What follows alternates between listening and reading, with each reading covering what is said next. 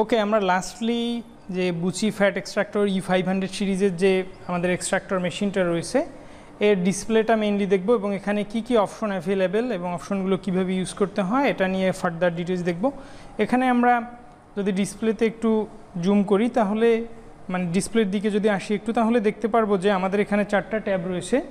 একটা হোম, দেন আর একটা রয়েছে আমাদের মেথড, তারপর একটা সেটিংস বা হুইল, এখানে সেটিংসের সঙ্গে অনেক কিছুই ইনভলভ রয়েছে, এবং লাস্টলি হচ্ছে সলভেন্ট ট্যাব।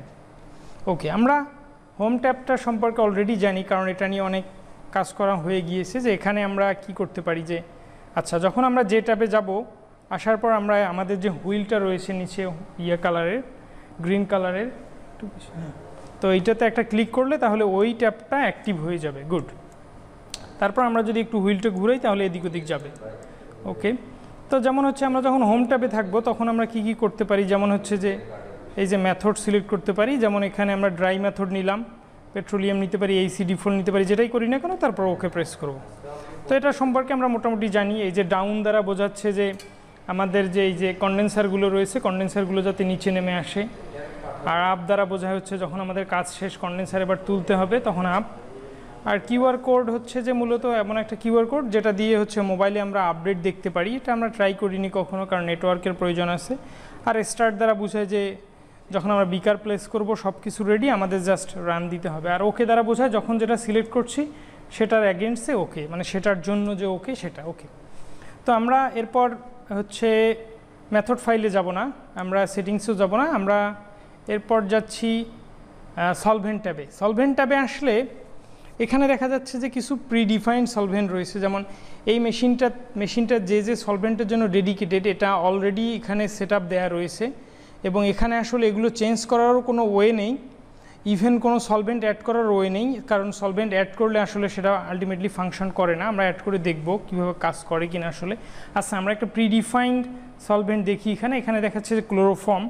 তো ক্লোরোফর্মে যদি সিলেক্ট করি, তো আমি জাস্ট সিলেক্ট করলাম, এখানে প্রেস করলে ভিতরে যাবে। যদি ভিতরে না যায় আমি দেখাচ্ছি, যদি সিলেক্ট করার পর যদি ভিতরে না যায় ইন কেস, যেমন এটা আমি সিলেক্ট করলাম, আচ্ছা যাচ্ছে। এখন যদি না যায় তাহলে এই যে ওকে বা এটাতে প্রেস করলেও কিন্তু ভিতরে যাবে।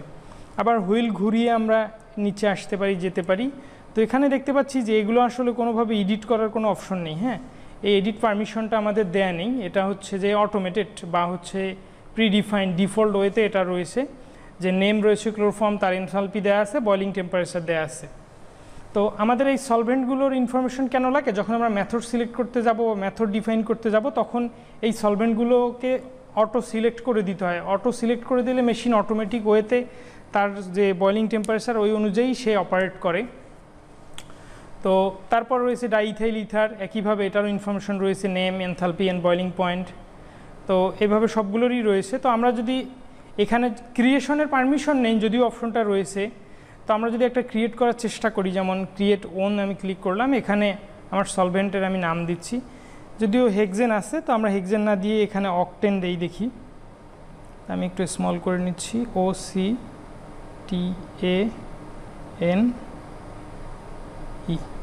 ওকে, এটা হয়ে গিয়েছে। আমি যদি সেভে ক্লিক করি, আচ্ছা একটু ব্যাক দিই, ওকে সেভ করলাম। হ্যাঁ, তো দেখুন আমি যে সলভেন্টটা ক্রিয়েট করেছি সেটার প্রোফাইলটা দেখাচ্ছে এখানে অকটেন। তো অকটেনের ভিতরে যদি যাই তাহলে এখানে ফার্দার এডিটে প্রেস করলে জাস্ট শুধু এর নামটাই চেঞ্জ করা যায়।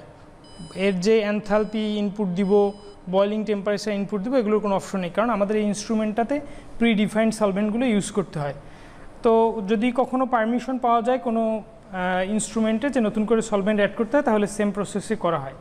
ওকে, তাহলে আমরা হোম ট্যাব শেষ করলাম, সলভেন্ট ট্যাব শেষ করলাম।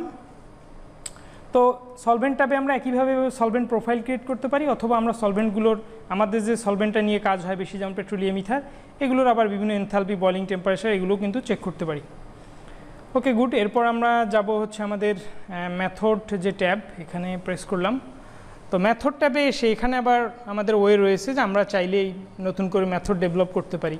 তো আমরা প্রিডিফাইন দুই একটা মেথড দেখি, আমরা যেটা বেশি ইউজ করি যে পেট ইথার মেথডটা, এটাতে আমি প্রেস করার পর জাস্ট ওকে প্রেস করলাম, যদিও ভিতরে ঢোকেনি। তো তারপর এই যে এখানে সব কিছুই দেখা যাচ্ছে, তো ওকেতে একটা প্রেস করি। ওকে, এই যে কি বলে যে হালকা গ্রিনিশ কালারের বা লাইট গ্রিনিশ কালারের যে লাইটটা দেখা যাচ্ছে এর অর্থ আমরা কোনটাতে রয়েছি সেটা দেখাচ্ছে। যেমন মেথড নেম পেট ইথার, সলভেন্ট কি ইউজ করা হয়েছে পেট্রোলিয়াম ইথার, আমরা যে এই যে এখানে যে আমাদের সলভেন্টে পেট্রোলিয়াম ইথার রয়েছে ওটা সেই পেট্রোলিয়াম ইথার সলভেন্টে। ওকে, আরেকবার যাচ্ছি। ওকে, আচ্ছা, তারপর রয়েছে হচ্ছে যে ওকে এক্সট্রাকশন টাইম 5 মিনিট দেওয়া। এক্সট্রাকশন হিটিং লেভেলটা হচ্ছে যে কত দ্রুত হিটটা জেনারেট হবে এখানে, সেই লেভেলটা এখানে সেট করা রয়েছে। তারপর রয়েছে রিন্স টাইম, এগুলো জানি আমরা।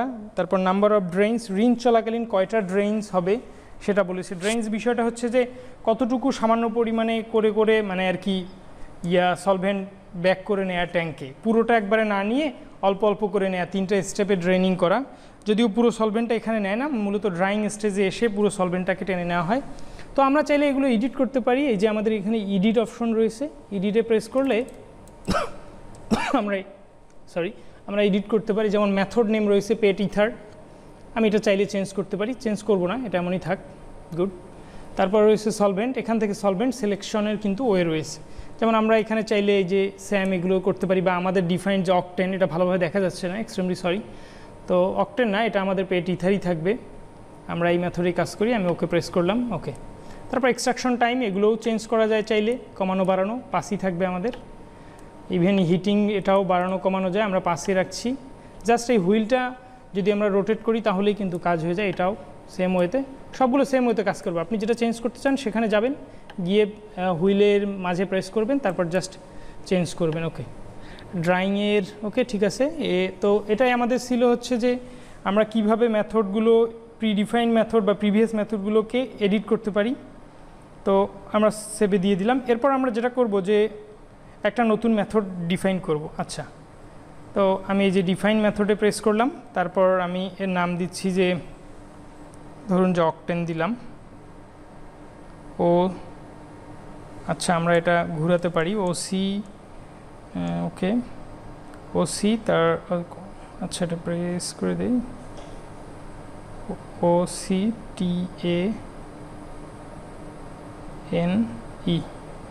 দেন আমি আমার নামের অ্যাব্রিভিয়েটেড ফর্মটা দিচ্ছি MAS। ওকে, গুড। তো এটা আমাদের হয়ে গিয়েছে। আমি এটা প্রেস করলাম, সরি, এটাতে প্রেস করলে এসটাই নিচ্ছে বারবার। তো তারপর আমরা দেখি এক্সট্রাকশন হিটিং লেভেল। আচ্ছা, এটা এখানে প্রেস করলে দেখাচ্ছে, হ্যাঁ ঠিক আছে। ওকে, সরি, দেখি,